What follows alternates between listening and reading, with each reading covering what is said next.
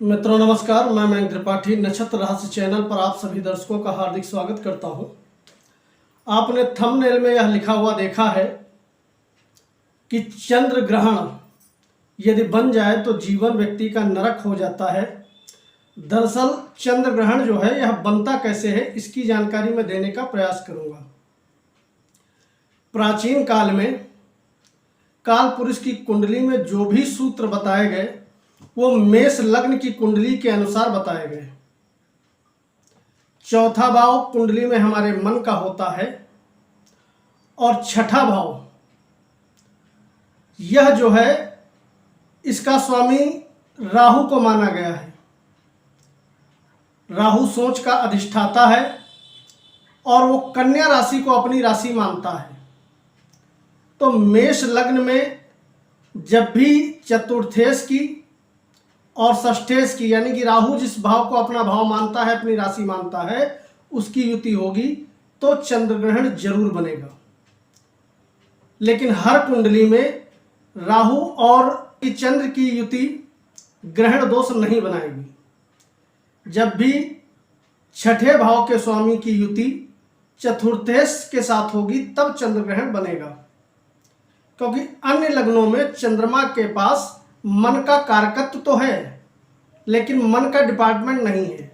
मुख्य होता है मन का स्वामी। चौथा भाव हमारे मन का है और पांचवा भाव हमारे बुद्धि का है। तो यदि आपकी मेष लग्न है, चंद्र और राहु की युति है, तो 100% ये चंद्र ग्रहण दोष बनेगा। जिस भाव में बनेगा उस भाव को ये नष्ट कर देगा, मन आपका विचलित रहेगा। लेकिन वृषभ लग्न यदि आपकी है तो चंद्र ग्रहण तभी आपका बनेगा जब सूर्य और शुक्र की युति किसी भी भाव में बन जाए। इसी तरीके से मिथुन लग्न यदि देखें तो मिथुन लग्न में बुध मंगल की युति यह ग्रहण दोष बनाएगी। यानी कि छठे के स्वामी की युति अगर चतुर्थेश से हो जाए, ग्रह कोई भी हो, तो वहां पर चाहे आप इसको ग्रहण समझ लीजिए, चाहे मन को अशांत करने वाला कह दीजिए, कोई भी दोष आप कह दीजिए। ग्रहण तभी बनता है जब फोर्थ और सिक्स्थ के लॉर्ड का कॉम्बिनेशन होता है। सब सप्तम बैठ जाए, यानी कि एक दूसरे ठीक आमने सामने बैठ जाए या एक साथ बैठ जाए। चंद्र ग्रहण यदि कर्क लग्न हो तो वहां पर तुला राशि होगी चौथे नंबर में, यानी शुक्र उसके स्वामी हो जाएंगे। तो कर्क लग्न में तभी चंद्र ग्रहण बनेगा जब गुरु और शुक्र की युति हो जाए, क्योंकि यहां पर जो गुरु हैं वो षष्ठेश हो जाते हैं। इन दो ग्रहों की युति जब होगी तब हमेशा आपका मन अशांत रहेगा। जिस भाव में यह युति बनेगी वह भाव डैमेज करेगा, उस भाव में जो रिश्ते हैं उनके स्वास्थ्य को प्रभावित करेगा। इसी प्रकार से अगर सिंह लग्न की बात करें तो मंगल और शनि की युति यह जो है ग्रहण दोष बनाएगी। अगर तुला लग्न की बात करें तो शनि और गुरु की युति ये ग्रहण दोष बनाएगी। कन्या लग्न की बात करें, गुरु शनि की युति ग्रहण दोष बनाएगी। अगर वृश्चिक लग्न की बात करें तो शनि मंगल हो गए। धनु हो गई राशि की यदि बात करें, अगर आपकी धनु लग्न है तो गुरु और शुक्र, इन दो ग्रहों की युति जो है आपके लिए ग्रहण दोष निर्माण करेगी। इसकी इसी तरीके से मकर में बुध और मंगल की युति ग्रहण दोष बना देगी और कुंभ लग्न में शुक्र और चंद्र की युति यह ग्रहण दोष बना देगी। मीन लग्न की यदि आपकी कुंडली है तो बुध और सूर्य की युति यह ग्रहण दोष का निर्माण करेगी। यानी आप ये देखिए कि फोर्थ लॉर्ड और सिक्स्थ लॉर्ड का कॉम्बिनेशन होना जरूरी है। चंद्र ग्रहण तभी बनेगा जब फोर्थ और सिक्स्थ का कॉम्बिनेशन होगा, और सबसे ज्यादा दुष्प्रभाव यह मन पे और मां के स्वास्थ्य पे और आपके शरीर की अंग की यदि बात करें तो छाती से संबंधित विकार उत्पन्न करता है।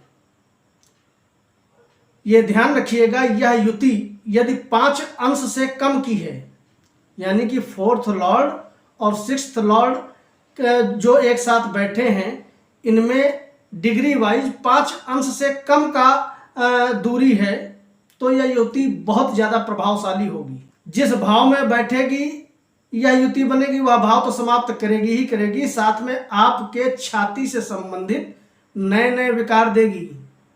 आपका बीपी हाई लो रहेगा, कभी भी बीपी आपका नॉर्मल नहीं रहेगा।